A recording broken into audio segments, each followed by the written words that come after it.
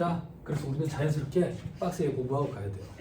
자, 주사업장 총괄납부랑 사업자 단위 과세할 건데 주사업장 총괄납부 기억을 좀 더듬어 보였어요. 주사업장 총괄납부인 것 같아요. 사업자 단위 과세 특능이야. 사업자인 것 같아요. 그러면 또 그래요. 뭐가 또 그런데 한 번도 없어요. 여태까지 강의를 지금 몇 년째 하고 있어요. 주사업장 총괄납부 적용받고 있는 데 있으면 한 번만 피드백 주세요. 한 번도 없었어요. 사업자 단위 과세 특례는 적용받는데. 근데 이게 특례 규정이니까 혜택을 주기 위해서 있는 규정이거든요. 제가 왜 이거 자꾸 피드백 갔냐면 해당 사항이 없으면 안 하려고 그래요. 시간 아까운데. 네. 주사업장 총괄납부 잠깐만 소개만 드리고나 넘어갈게요. 그걸 소개를 해야 사업자 단위 과세 특례까지 연결이 돼서 좋은 혜택이거든요. 좋은 혜택인데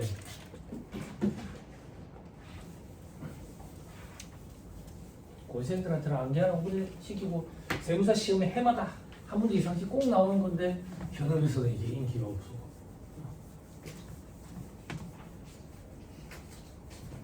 공장을 예로 들어볼게요, 여러분.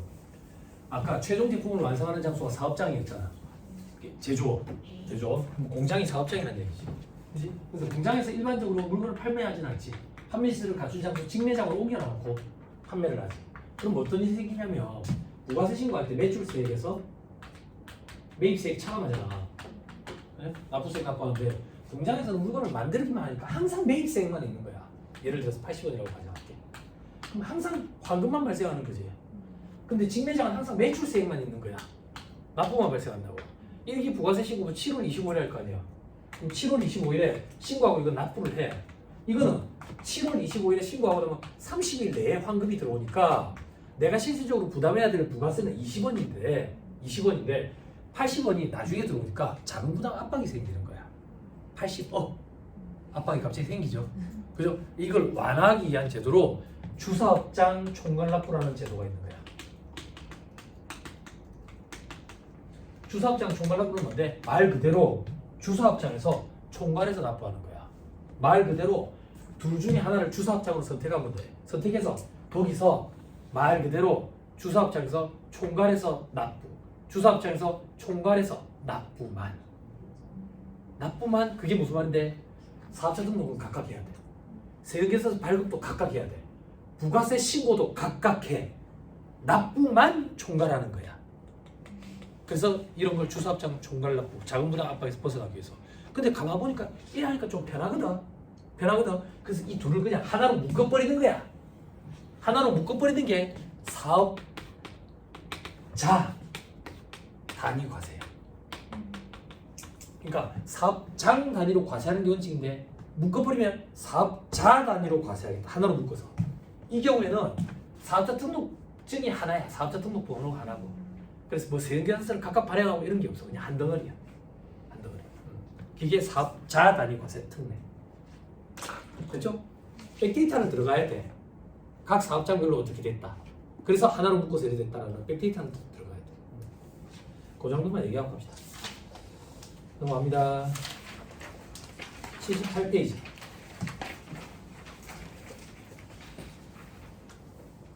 78페이지 맨 밑에 주사업장 총괄납부와 사업자 단위 과세제도 비교돼 있죠. 체크만 해가지고 해당 사항 있으신 분들 잠깐 한번 읽어보세요.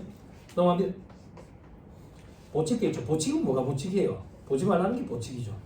그죠? 장부의 작성 보관에 쭉 내려가다 보면 5년 체크. 우리 일반적으로 장부 보관 의무는 5년이지 5년. 근데 우리 실질적으로는 몇 년 보관해요?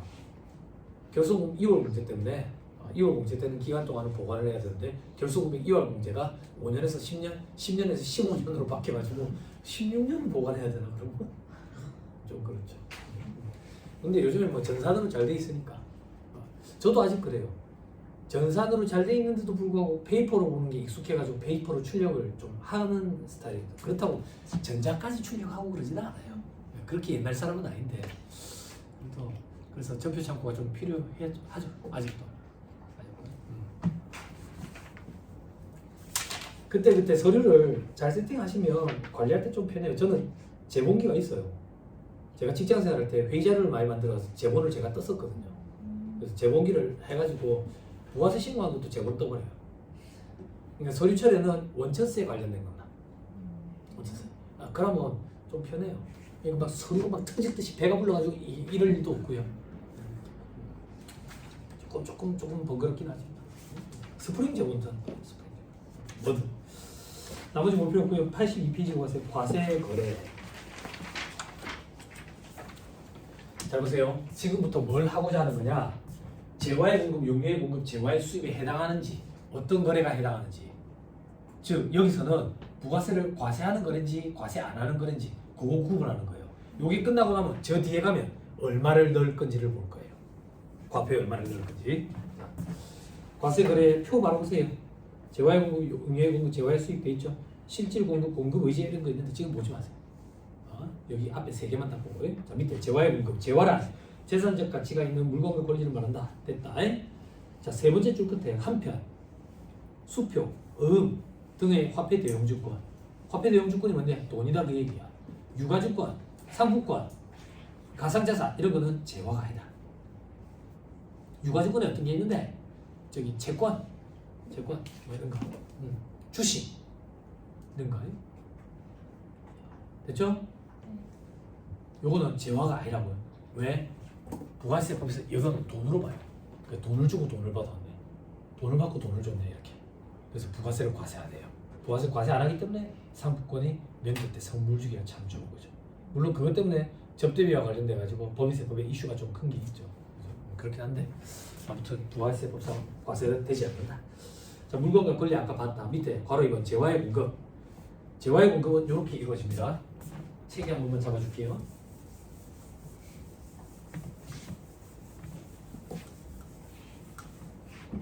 법 좋은 체계가 이렇게 돼 있어요. 재화의 공급은 실질적 공급, 그리고 공급으로 보지 아니하는 거, 그리고 간주 공급으로 이루어져요. 이 용의의 공급도 실질적 공급, 간주 공급 이렇게. 그렇죠? 요 순서대로 할 거예요. 자, 바로 이번에 재화의 공급이 뭐냐? 계약상 또는 법률상 모든 원인에 의해서 재화를 인도 양도하는 거. 그럼 계약의 원인, 계약상의 원인이 뭔데? 매매 계약, 가공 계약, 교환 계약 이런 거. 그럼 법률상 원인은 뭔데? 수용됐다든지, 경매 이런 것들. 그렇죠? 저 밑에 이제 괄호 3번 재화의 실질적 공급, 재화의 공급의 범위는 다음과 같다 돼 있죠. 그죠? 위탁 매매 또는 대리인에 의한 매매를 할 때 위탁자가 공급하거나 공급받은 것을 본다. 아까 위수탁 거래 했었죠. 그죠? 수탁자가 실질적으로 넘기지만 위탁자가 공급한 거죠. 그죠? 그죠? 다시 넘어가세요. 다음 페이지 두 번째 줄 끝에 한편 수재, 화재, 도난, 타손, 감모손 등으로 재화가 잃어버리거나 멸실된 경우는 재화의 공급이 아니다. 됐죠? 됐죠? 해외에 수출한다고 물건을 해외에 수출해. 수출하는데 배에 실어서 수출했는데 조니 뎁이 나타나서 갖고 가버렸어. 물건 판 거예요? 물건 판 거 아니에요? 재화의 공급 아니라고 해? 됐죠? 회계상의 거래 이런 거랑 헷갈리면 안 돼요. 자, 밑에 매매 계약, 가공 계약, 교환 계약 여기까지가 계약상 원인인가 봐요. 그 밑에 경매, 수용, 현물 출자, 그죠? 요렇게 법률상 원인인가 봐요. 됐죠? 자, 눈으로 따라오세요. 맨 위에 반가로 읽으면 매매 계약, 현금 판매 계약, 외상 판매 계약, 할부 판매 계약, 장기 할부 판매 계약. 할부 판매가 있는데 장기 할부 판매가 있네요. 그럼 앞에 할부 판매는 단기인가 봐요. 단기. 그럼 장단기를 어떻게 구분하는데 우리 회계에서는 장단기를 1년으로 따지는데 아니 세법은 그거랑 달라. 요건이 있어요. 나중에 장기 할부 판매할게. 응? 인도에 다음 날부터 최종 할부금 지급기일까지가 1년 이상이고 대가는 2회 이상 분할 수령해야 돼. 그걸 세법에서는 장기 할부 판매라고 표현해. 공급 시기가 달라져. 회계에서 말하는 장기 그걸 여기도 적용하겠지. 그런 게 유추 확대 해석이라고. 됐죠? 법인세법에도 손익귀속 시기 파트에 장기할부 판매인 경우에 손익귀속은 어떻게 시키느냐? 그때 장기할부 판매는 부가세법상 장기할부 판매 그 범위와 같아. 인도일 다음 날부터 최종 할부금 지급기일까지가 1년 이상. 대가는 2회 이상 분할 수령. 다시 돌아가서 조건 무기한 판매, 위탁 판매 이런 것들. 가공 계약 잘 봐봐. 자기가 주요 자재 전부 또는 일부를 부담하고 상대방으로부터 인도받은 재화를 가공해서 새로운 재화를 만드는 가공 계약에 따라 재화를 인도하는 것을 말한다 돼 있지. 자, 이게 무슨 말인데? 순수하게 가공만 해주는 건 용역의 공급이야. 용역의 공급. 근데 주요 자재의 전부 또는 일부를 내가 부담하면서 가공까지 해준대. 그러면 재화의 공급을 보겠다는 얘기야. 아까 했지. 재화의 공급을 보냐, 용역의 공급을 보느냐에 따라 가지고 공급 시기가 달라진다 했지. 그러면 재화의 공급으로 보는 가공 계약은 가공한 재화를 인도하는 시점이 공급 시기가 되겠지. 순수한 가공만 해주는 용역의 공급 계약은 용역 제공이 완료된 시점, 가공이 완료된 시점이 용역 제공의 공급 시기가 되겠지. 됐나요? 다시 들어보세요. 순수하게 가공만 하는 계약은 용역의 공급이에요. 주요 자재의 전부 또는 일부를 부담하는 가공 계약은 재화의 공급이에요. 그런데 건설업은 주요 자재의 전부 또는 일부를 부담해도 가공 계약, 용역의 공급이에요. 그래서 아까 제가 건설업은 건설 용역업이라고 암기하라고 했죠. 됐죠? 건설업은 주요 자재의 전부 또는 일부를 부담해도 용역 공급하는 업체로 봐요. 건설 용역을 제공하는 거예요. 됐죠? 그래서 중간 지급 조건부 공급이라든지 완성도 기준 지급 조건부 공급이 이루어지는 거예요. 자, 그 다음에 교환 계약, 교환 계약은 아까 했었어요. 자, 그 밑에 경매, 수용 이런 거. 현물 출자는 실질적으로 여러분들이 보신 일이 거의 없을 거예요. 자, 경매, 수용 이거는 재화의 공급이 맞아요. 재화의 공급이. 다만 법에 따른 경매나 법에 따른 수용, 민사집행법에 따른 경매, 국세징수법에 따른 공매 이런 법에 따른 경매나 공매는 재화의 공급으로 보지 않아요. 그럼 여기에 걔들이 또 있겠죠. 그죠? 확인하고 올까요? 87페이지. 제목에 재화의 공급을 보지 않는 거래 돼 있죠. 저 밑에 괄호 4번. 법률에 의한 경매, 공매, 수용. 국세징수법에 따른 공매, 민사집행법에 따른 경매. 요거는 재화의 공급을 보지 않아요. 됐죠? 자, 이건 이 얘기예요. 우리가 물건을 경매에 넘겨 팔았어. 그러면 돈 받고 팔았지. 이게 재화의 공급이라고. 수용은 뭔데? 정부에서 길른다고 내 건물을 사갔어. 돈을 받았을 거 아니야? 재화의 공급이라고. 근데 법에 따른 경매, 법에 따른 수용 이런 건 뭔데? 내가 여기저기 빚진 게 있어. 돈을 안 갚은 거라고. 돈을 안 갚았는데 체납된 세금도 있는 거야. 그래서 국가에서 내 재산에 압류가 들어왔어. 압류가 들어가지고 이 건물이랑 땅을 갖다 팔아치워가지고 그거 돈 가지고 세금도 충당하고 채권자들한테 돈도 나눠붙이 줘야지. 근데 이걸 재화의 공급으로 봐가지고 부가세를 떼버리면 채권자들 권리 침해된다고. 그래서 재화의 공급을 보자. 됐어요? 국세징수법에 따른 공매 이것도 똑같은 거야. 체납된 세금에 충당하기 위해서 공매 절차를 밟아가지고 하는 거라. 그죠? 이런 것까지는 보지 않겠다. 재화의 공급은. 그런 거 말고 사인 간의 경매 이런 것들, 수용 이런 것들은 원칙적으로 재화의 공급이 맞다고 대가를 받았기 때문에. 그죠? 자, 다시 돌아오세요. 괄호 4번에 재화의 공급 의제돼 있죠? 그게 요거 간주 공급. 조금 이따 할 거야. 이따 좀 되겠나 모르겠는데 일단. 자, 밑에 신문 포인트에 재화가 아닌 것 1번에 상품권을 발행해서 고객에게 판매하는 경우에 있어서 상품권은 부가세가 과세되지 아니한다. 세금계산서 교부하고 그런 거 아니다.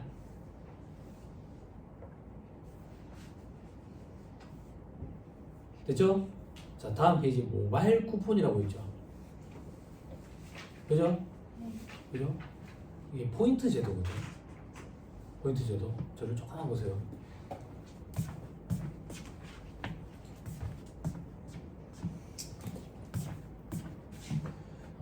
자세히까지는 안 할 건데 혹시나 이게 좀 궁금하신 분들은 회계에서 회계 처리를 궁금하시는 분들은 고객 충성 제도라고 표현해요. 그 파트에서 찾아봐야 돼. 회계에서. 세법에서는 이걸 뭐라고 얘기하는데 자기 적립 마일리지 이렇게 표현해요. 부가세법에서는. 그거 마일리지에 우리는 마일리지도 있고 포인트도 있고 막 이런 거예요. 이마트 포인트 얘기하는 거예요. 코스트코 포인트 얘기하는 거예요. 항공사 마일리지 적립해 주는 거 그런 거 얘기하는 거예요.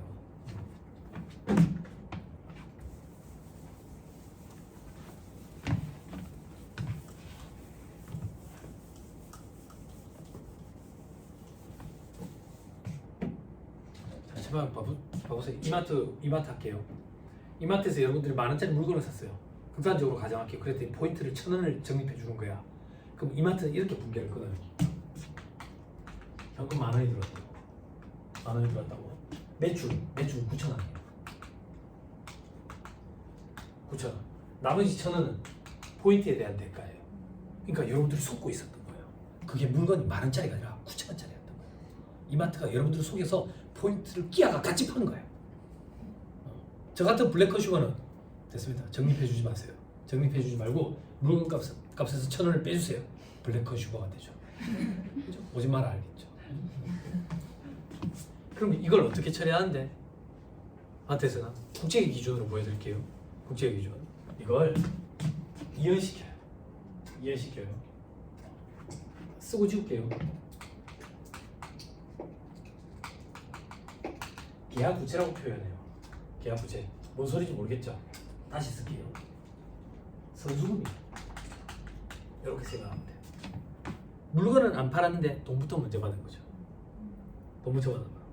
그럼 이 선수금을 가지고 나중에 즉 포인트를 가지고 고객이 와서 검은 통으로 바꿔갔다고 해요. 검은 통으로. 그때 선수금을 없애는 거예요. 그리고 매출 인식하는 거예요. 됐어요? 회계부터 할게요. 여기 X 1년도에 벌어진 일이고 여기 X 2년도에 벌어진 일이라고 가정할게요. 그럼 X 1년도에 회계처리를 했을 때 수익으로 인식할 매출액은 얼마인데? 9,000원이에요. 이때는 1,000원이에요. 됐어요?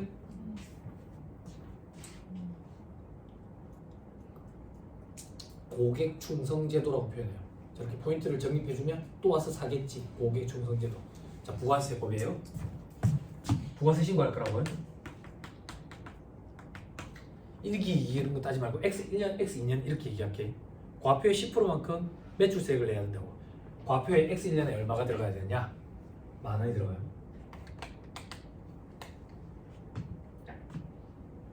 됐어요?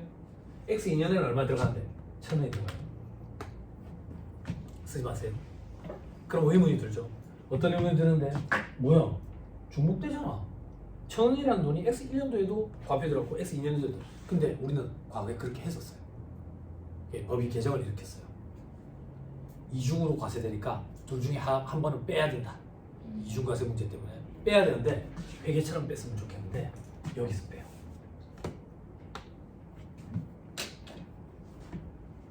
여기서 빼요. 이걸 뭐라고 표현하는데? 땡! 절대 아니에요. 그죠? 자기 적립 마일리지로만 결제한 금액 이렇게 표현해요. 부가세법에서. 요거는 과표에 들어가지 않아요.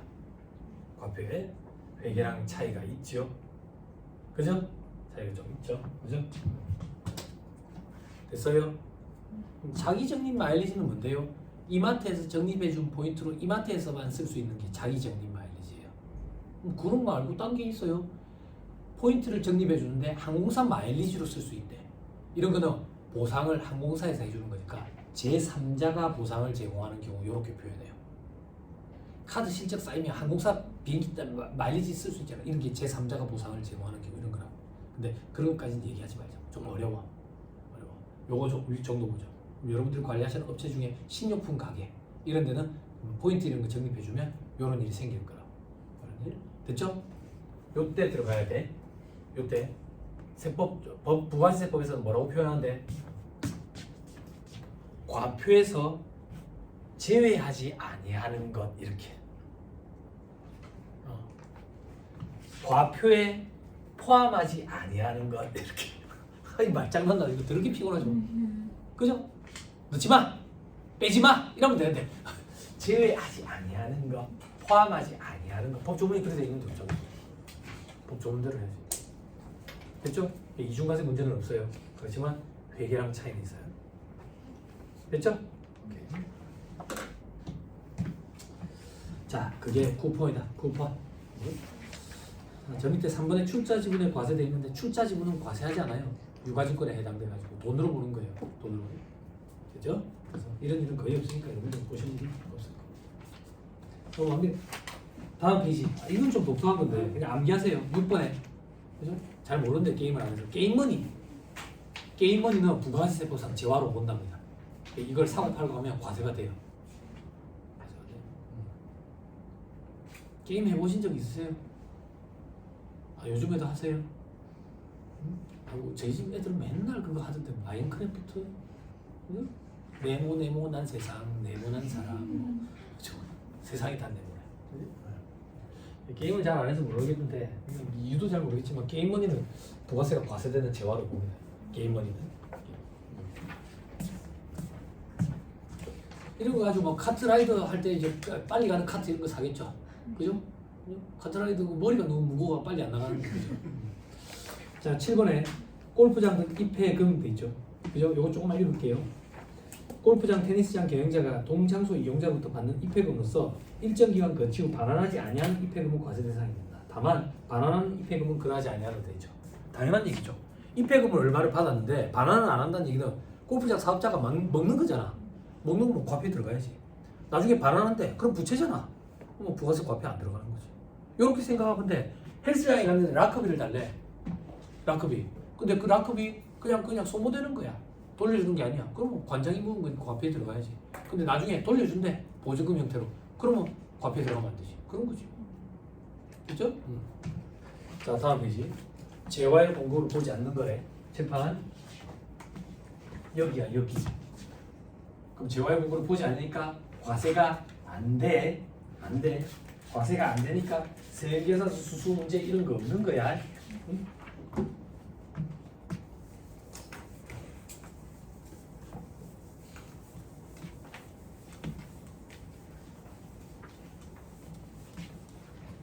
여러분 이거 고객 충성 제도라 경품을 착각하면 안 돼. 경품에 관련돼 가지고는 경품 관련된 회계 처리가 또 별도로 있어. 경품은 충당 부채라는 걸 잡아야 돼. 충당 부채. 아까 뭐 쿠폰 때문에 헷갈리신 분들 계실지 모르겠는데 그런 거 있잖아. 우리 그 저거 있잖아. 그 저기 저 쿠폰 몇 개 모아오면 뭐 선물 뭐로 바꿔주고 이런 거 있잖아. 그거는 경품이라고 얘기하는 거야. 뭐 경품과 관련된 회계 처리는 별도로 있어. 제가 방금 얘기한 건 포인트와 마일리지를 얘기한 거야.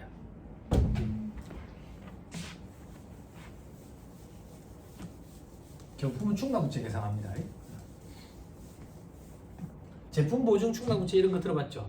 AS에 대비해 가지고 설정해 놓은 거 그런 것처럼 하는 거예요. 경품을 고객들이 얼마만큼 바꿔갈 건데 예상해 가지고 미리 부채로 쌓아 놓는 거죠. 근데 세법은 그런 걸 인정하지 않아요. 왜 인정하지 않는데?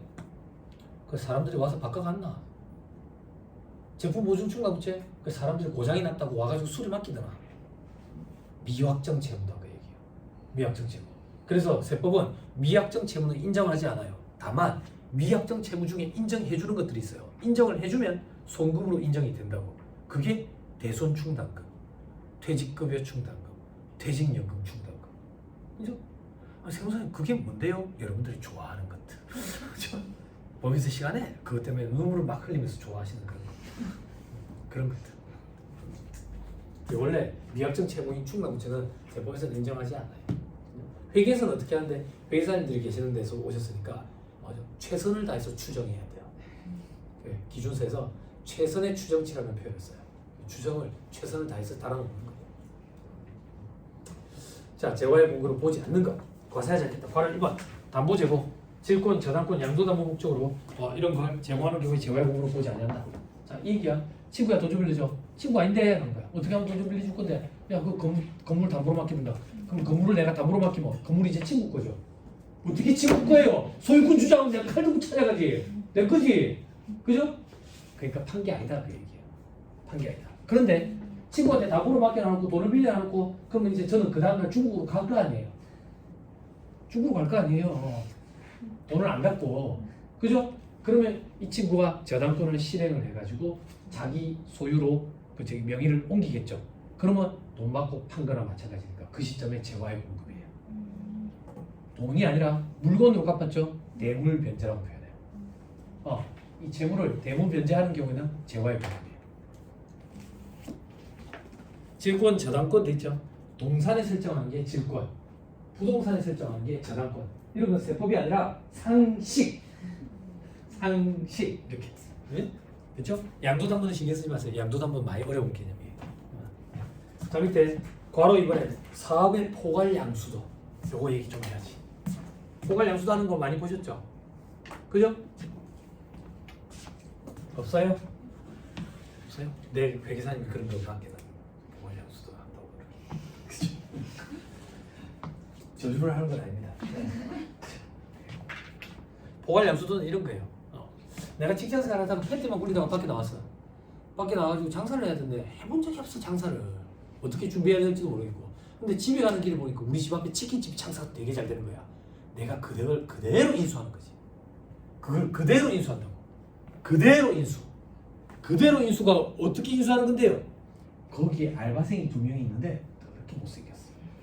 걔들 때문에 치킨이 안 팔릴 것 같아. 그렇지만 데리고 와야 돼. 사장님만 교체하는 거야. 그게 그대로 인수. 이런 걸 포괄양수도라고. 포괄양수도. 포괄양수도는 재화의 공부를 보지 않으니까 부가세 과세 문제가 안 생겨. 자, 이건 어떤 기구인데 양도자가 있고 양수자가 있는 거야. 양도자가 양수자한테 10억이 넘는다고. 10억. 만약에 부가세가 과세된다고 보면 부가세가 1억일 거 아니야. 그럼 얘는 11억을 받아서 1억을 매출세액으로 내야 되고 얘는 11억을 주고 1억을 매입세액으로 공제받겠지. 근데 실질적으로 이렇게 이루어지는 거야. 어떻게 이루어지냐면 얘가 그러는 거야. 너 내한테 12억 주면 내가 1억 내야 되고 니는 1억 공제받을까 이거. 그냥 나한테 10억만 줘라. 10억만 주고 네가 1억 내고 1억 공제받아라는 거지. 그럴 것 같으면 뭐 한다고 이걸 재화의 공부를 보겠냐 이거야. 자금부담 압박이 생기는데. 그래서 재화의 공부를 보지 않으니까 부가세 낼 것도 없고 매입세 공제받을 것도 없고. 됐어요? 그럼 포괄양수도 계약서라는 걸 또 써야 되고. 됐나요? 근데 이게 사고가 터지는 경우가 있는 거야. 어떻게? 포괄양수도 요건에 해당한다라고 봐가지고 포괄양수도 계약서를 쓰고 재화의 공급이 아닌 걸로 했는데 알고 봤더니 이게 포괄양수도 요건에 위배되는 거야.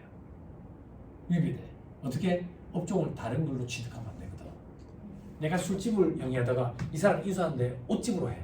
안 되거든. 안 되거든. 그럼 어떤 문제가 생기냐면 이건 내 빼고 없다. 없다. 이게 애매해지는 거야.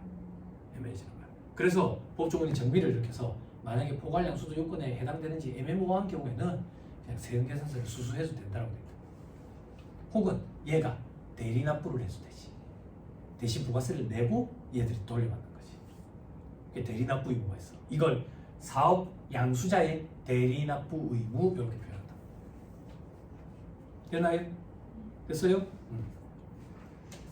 엄격 해석을 해야 돼가지고 처음에는 이랬었어. 이 규정이 처음 등장했을 때는 그대로 인수해 와야 되기 때문에 알바생이 주리를 그대로 데리고 와야 돼. 그리고 여기에 매출 채권, 외상 매출금, 매입 채무, 외상 매입금도 그대로 인수해 와야 돼. 사업과 관련 없는 외상 대금, 미수금, 미지급금 요건 인수 안 해도 돼. 사업과 관련 없는 고정대사 인수 안 해도 돼. 이렇게 엄격 해석을 했었는데 조금 얘기를 보니까 완화됐어. 완화돼가지고 직원을 안 데리고 와도 사업 포괄 양수도에 해당되는 경우도 있더라고. 그리고 매출 채권과 매입 채무도 일부만 승계를 해도 포괄 양수도로 보는 것들도 있더라고. 니는 어떻게 한대? 저는 좀 보수적으로 하는 걸 좋아한다. 보수적으로. 그러니까 포괄 양수도에 해당하는데 포괄 양수도로 안 해. 안 해. 그러면 좀 번거로워. 뭐가 번거롭냐면 세무서에서 전화 와. 세무서에서 전화 와가지고 포괄양수도 아니냐고. 근데 왜 이렇게 처리하시냐고. 포괄양수도로 하세요. 이거 지금 들어온 거 지금 없애드릴 테니까 이런다고. 근데 저는 그래 안 해. 핑계를 댄다고. 사업적으로 그렇게 한다고. 왜 그런 핑계를 대는데? 양도자, 양수자, 신청이야. 신청이야. 그런데 얘는 얘를 못 믿고 얘도 얘를 못 믿어. 여기 상주에서 일해보셨으니까 아실 거 아니에요. 그죠? 얘는 나만 믿어. 얘도 나만 믿어. 둘은 절대 못 믿어. 그래서 둘이가 포괄양수도 안 하려고 그래. 그래, 난감한 거야. 세무서는 자꾸 있다가 포괄양수도 하세요. 번거롭게 하지 말고. 이러는데 그래서 얘기를 들어보니까 돈을 줬니? 돈을 못 받았니? 줬다고 하는데 그 돈은 그 돈이 아니고 원래 다른 거 받을 돈이 진짜. 그래서 그 사유를 담당 공무원한테 얘기했더니 알겠다. 그래서 보관 양수도 아닌 걸로 해서 넣었었어. 그러면 이제 피곤한 거야. 그때 이게 1억 5천이었거든. 그럼 부가세 1,500만원이니까 세무서 입장에서는 또 준비를 해야 된다. 환급 금액에 대비해가지고. 물론 제로성 게임이죠. 그런 것들이 있는 거죠. 그래서 저는 조금 보수적으로 하는 걸 좋아하긴 해요. 좋아하긴 하는데 그렇게 한다고 해도 연락이 와가지고 보관양수도 규정에 부합하면 그냥 그렇게 하세요라고 얘기를 하죠. 근데 이제 업종을 변경했을 때 잘못해가지고 보관양수도 규정을 적용을 못 받는 그런 경우도 생길 수가 있어요. 자, 저 밑에 괄호 3번 조세에 물납돼 있죠. 그죠? 세금을 물건으로 대신내는 거. 예전에는 조세 물납할 수 있는 세목이 여러 개가 있었는데 지금 법이 개정이 돼가지고 상속세밖에 없어요. 종합부동산세는 신경 쓰지 말고 상속세밖에 안 돼요. 증여세도 물납이 안 돼요. 증여세도. 그러면 조세를 물납한다는 얘기는 그냥 이렇게 예를 들어볼게요, 여러분. 부모님이 재산이 많은데 갑자기 돌아가시게 됐어. 재산 정리를 못하고. 그래 아버지한테 받은 게 건물세채야. 건물세채 40억, 30억, 30억 이렇게 세채를 받았다고. 100억을 물려받았어. 만약에 상속세가 40억이 나왔다고 볼게. 상속세가. 그럼 뭘 팔아가지고 세금을 충당해야 돼?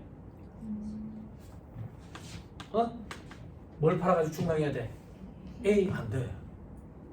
상속세 신고는 상속 개시로부터 6개월이 속하는 달의 말일까지거든. 상속 개시일은 사망 시점이야.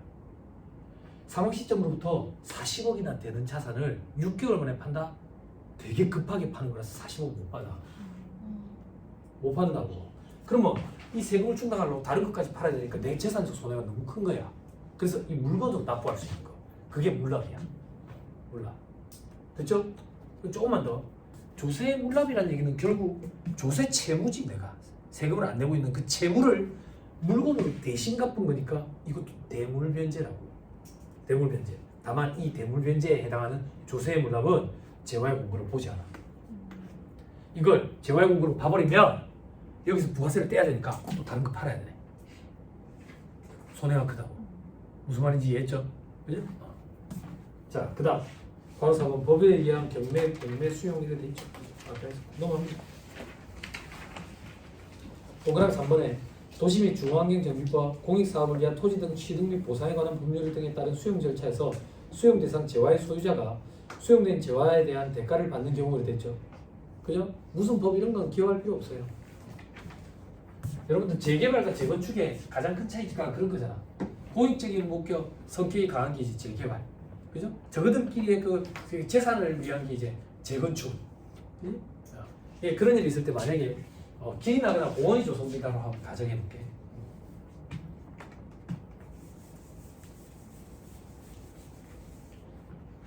내가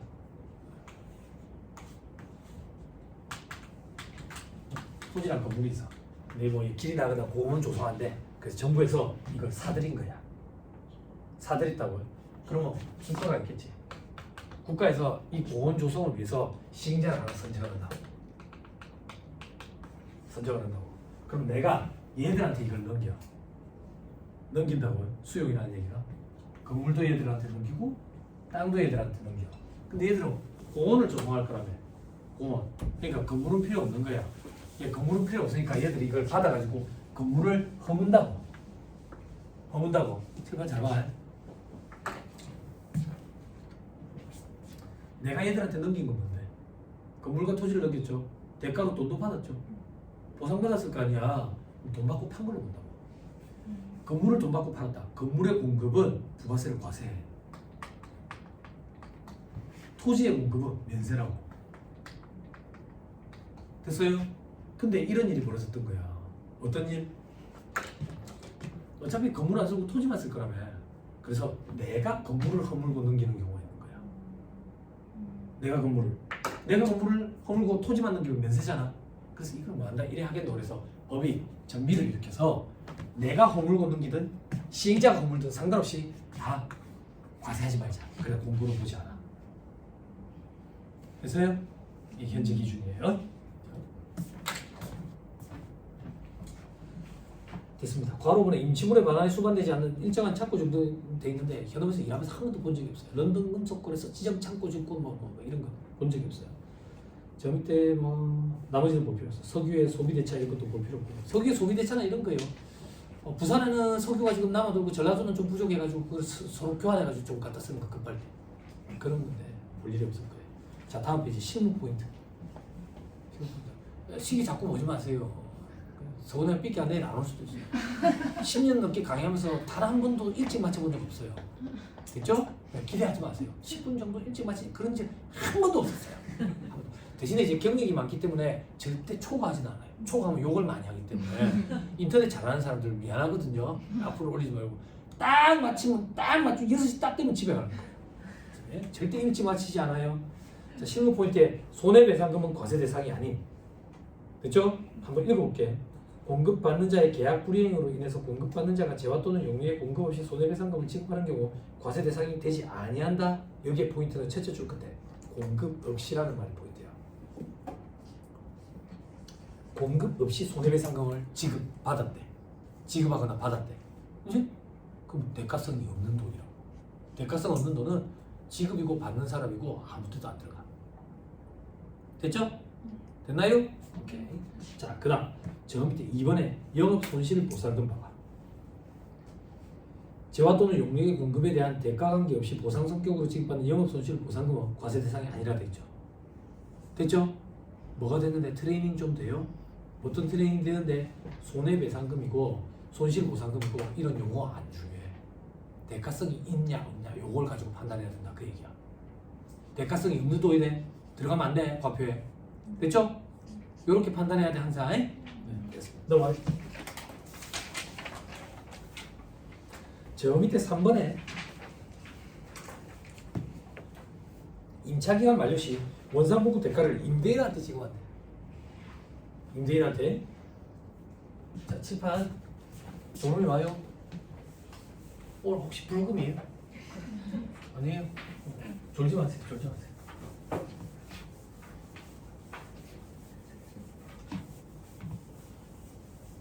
아, 제가 좀 충격을 받아가지고 어제 크리스마스 저희 애가 이제 8살, 6살 이랬거든. 아닌가? 3학년이면 9살, 2학년이면 9살이야? 9살, 7살 이랬거든. 둘이서 대화는 하는데 얘가 오빠 산타 할아버지 없대. 산타 할아버지 없고 그거 선물 아빠 엄마가 주는 거래. 둘이서 이런 대화를 했거든. 근데 얘가 딸내미인데 나중에 저한테 와가지고 아빠 나는 산타 할아버지한테 인형 선물 받고 싶어.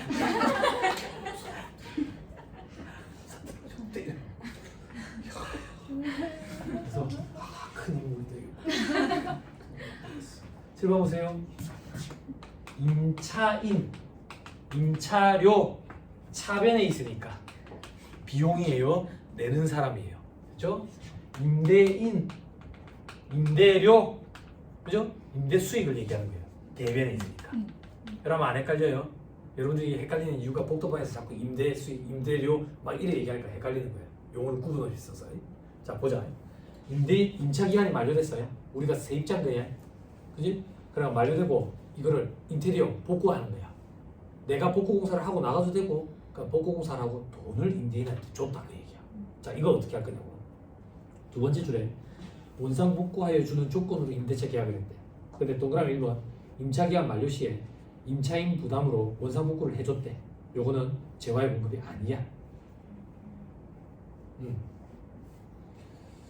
근데 동그라미 2번에 임차 기간 만료 시 임차인이 직접 원상 복구를 하지 않고 원상 복구에 대한 대가를 임대인한테 별도로 지급했대. 지급했대. 됐어요? 임대인의 과표에 들어가야 된다는 얘기예요. 됐죠? 됐죠?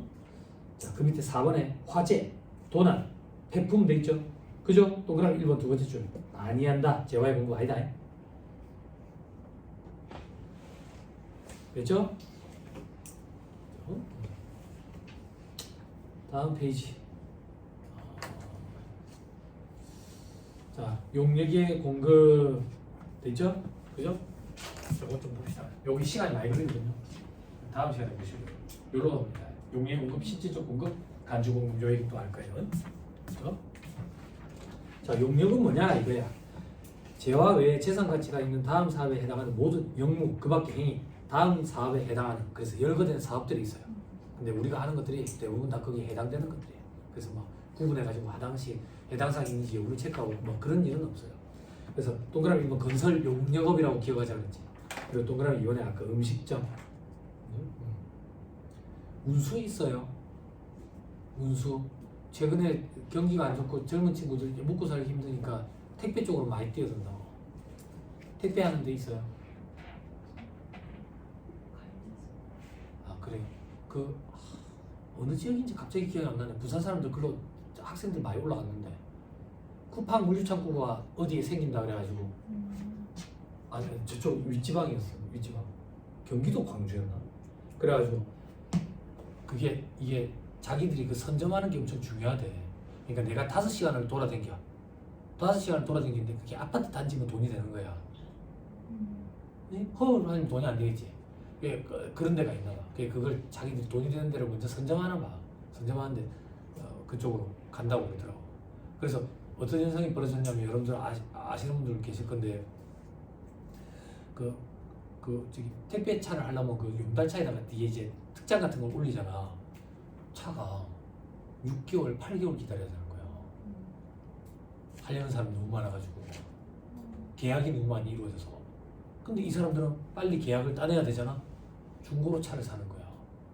중고차가 신차보다 300만 원 더 비싼 거야. 그 올해 얘기야. 올해 여름 얘기야. 중고차가 신차보다 300만 원 더 비싼다고. 더 비싼다고. 그래서 이제 고민을 하는 거야. 어떤 고민? 없는 돈에 할 거 아니야. 그럼 할부라고. 중고차 할부 이자율은 높아. 이중고인 거지. 차값도 더 주고 사야 되고 이자율도 높고. 그래서 제가 막 그때 그랬다고. 그렇게까지 부담을 안으면서 굳이 이걸 해야 되겠냐고. 그러니까 한 달에 월 수입이 얼마 정도 보장이 된다는 거야. 근데 한 달에 월 수입이 얼마 정도 보장이 된다 그런 일이 어디 있어? 그리고 그런 일이 있으면 남하고 남이 먼저 했어. 수입이 보장되는 그런 일이 어디 있어? 그래서 저는 조금 회의적으로 봤는데 아무튼 그래 올라간 사람이 있어. 원래 주특기는 요리사야. 그뭐 규돈 뭐 하여튼 그 우동 같은 데다가 돈가스 넣어주고 하는 거 이런 거 있어. 그걸 잘하는데 또 그걸 접고 그렇게 해서 올라갔어. 잘 사는 친구들. 네, 그런 운수업들이 생각보다 많아. 자 그리고 나머지는 보죠. 넘어갑니다. 다음에 바로 이번에 용역의 공급에 아까 했던 거예요. 동그라미 1번 보세요. 상대방으로부터 인도받은 재화의 주요 자재를 전혀 부담하지 않고 단순히 가공하는데 그런 가공 계약이 용역 제공업체라고. 됐죠? 근데 주요 자재 전부 또는 일부러 부담하는 가공 계약은 재화의 공급을 했지. 근데 건설업은 동그라미 2번 부담을 해도 용역의 공급이에요. 그리고 동그라미 3번 산업상, 사업상, 과학상, 지식, 경험, 숙련에 관한 정보를 제공하는 거, 노하우 제공하는 거. 이것도 용역 제공이라고 해요. 됐죠? 이게 프랜차이즈 본사. 단순히 컨설팅만 하는 경우에. 됐죠? 자, 저 밑에 괄호 3번에 용역의 공급 의제돼 있죠? 제가 보세요, 동생분들.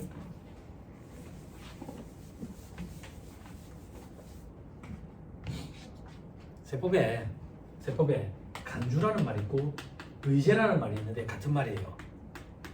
추정이란 말이 있는데 이건 달라요. 간주와 의제는 뭐냐면 뭐로 본다 그 얘기예요. 뭐로 본다.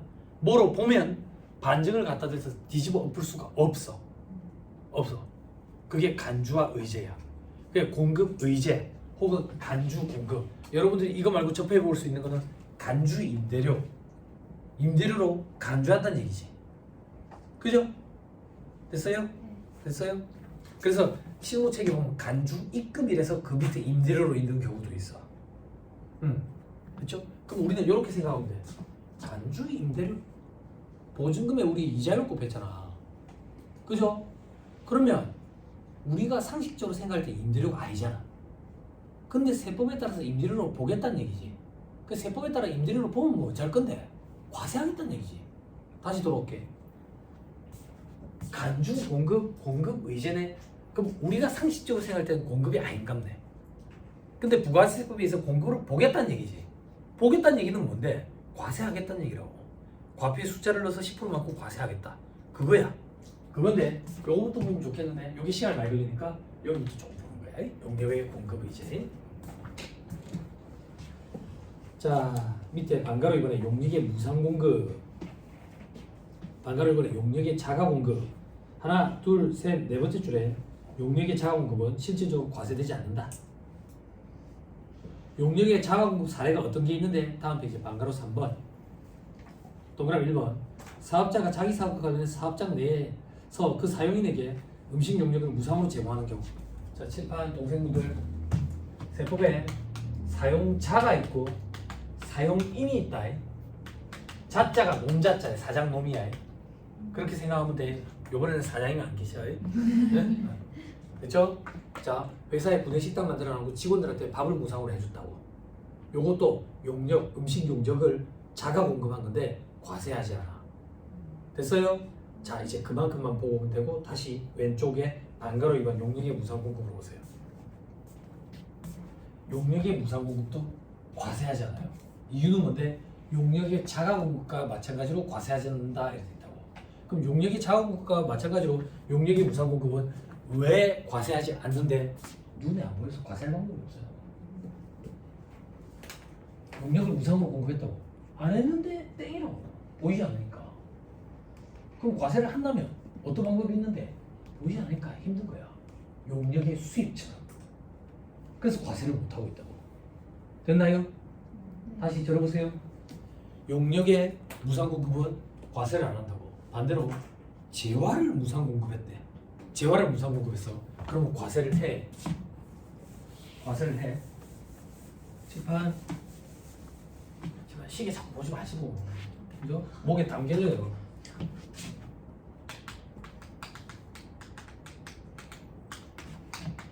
재화의 무상 공급은 과세를 해.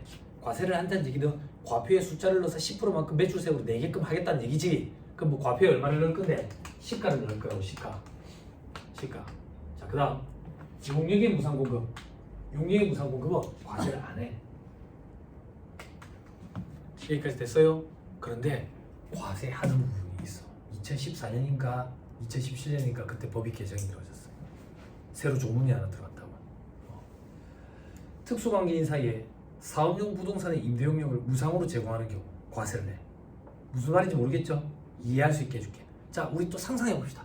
기분 좋은 상상이야. 눈 감고 상상 한번 해봅시다. 우리 상상 잘한다. 눈을 감고 상상합니다. 아침이에요. 오랜만에 부모님이랑 같이 식사를 합니다. 식사 자리에요. 부모님이 그럽니다. 니 요즘 무슨 일 있나? 얼굴이 왜 이렇게 까칠하노? 아 아버지 장사도 안 돼 죽겠는데 건물주한테 세 주고 나면 남는 게 없어요.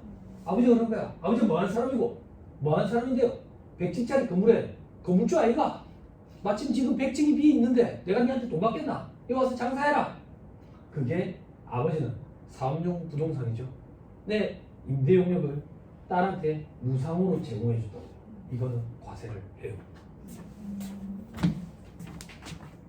과세를 해요. 그러면 과표에 숫자를 넣어서 10%만큼 과세를 하겠죠. 그죠? 그럼 과표에는 어떤 숫자를 넣는데 그 숫자를 계산하는 방법은 법인세법에 있어요. 법인세법에 부당행위 계산의 부인이라는 파트에 있어요. 법인세법 할 건 아니지만 조금만 소개해드리면 그 100층짜리 건물에 100층 상가 있죠. 그 상가를 돈 받고 팔면 얼마 받을 수 있는데 그 시가에 50%를 곱해요. 거기서 딸 자식한테 받은 보증금을 차감해요. 보증금 받은 거 없을 거라고요. 그죠? 그럼 차감할 거 없겠죠. 여기에 정기예금이자를 곱해요. 물론 이거 일할 계산해요. 일할 계산. 요만큼을 월세 수익으로 받아야 돼요. 안 받으면 입금으로 산입하고 과세합니다. 부가가치세법에서는 요 금액을 과표에 집어넣어서 10%만큼 매출세액으로 과세를 해요. 됐나요? 됐어요? 조금 배 아프게 줄었죠? 그죠? 아니 배 아파서 100층짜리 건물이에요 말이야.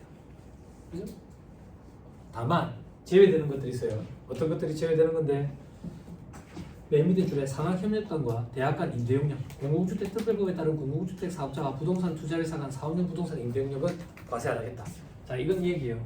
산학협력단 대학이랑 외부에 있는 기업체랑 산학협력을 맺어. 그럼 외부에 있는 기업체가 학교에 들어와가지고 뭐 연구 개발하는 걸 이렇게 장소를 제공해 줘야 될 거냐? 그 돈을 안 받고 제공을 해줬어. 그런 것도 규정을 적용할 거냐? 그러면 산학협력이 이루어지는 게 더뎌지겠지. 그럴 때 적용한다. 또 어떤 거? 부동산 뭐 아까 공공주택특별법에 따른 공공주택 사업자 이 사람들 누군데? LH, SH공사. 요거에 대해서 부가세를 과세해버리면 그 민간 임대주택에 대해서 부가세가 붙으니까 임대료가 높아져 버린다고. 이게 주거 안정 차원에서 과세하지 않아. 무상임대용을 제공들.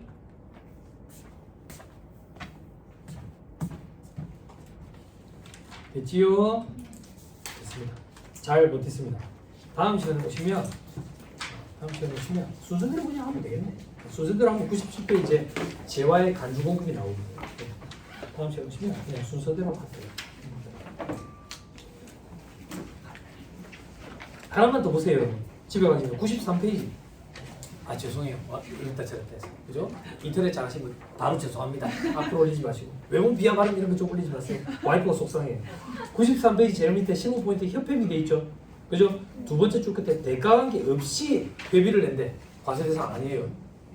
됐죠? 대가성 여부가 그 정도로 중요한 거예요. 됐죠? 이 정도까지만 하면 내일 94페이지부터 하면 돼요.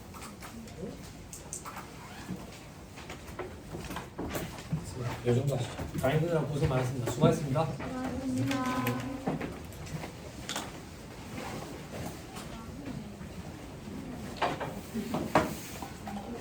음료수 잘 먹었습니다. 네.